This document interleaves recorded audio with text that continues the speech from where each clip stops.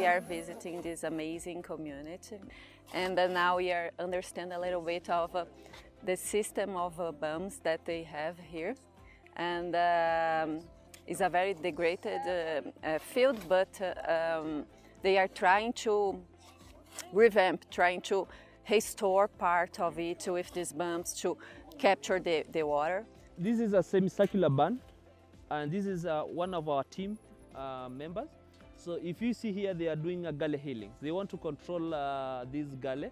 So we came up with this fiber sacks. So we are using them to put on gully healings.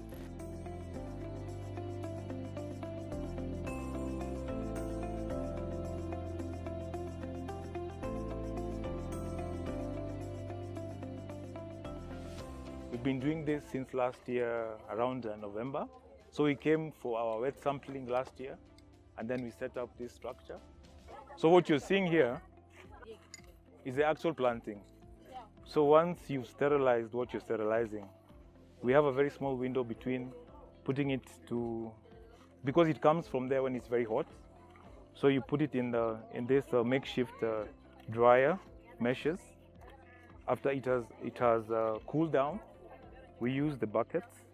After that, we move into the grow house. The mushrooms were keen to me because pastoralists have not been known to consume fresh vegetables, leave alone mushrooms.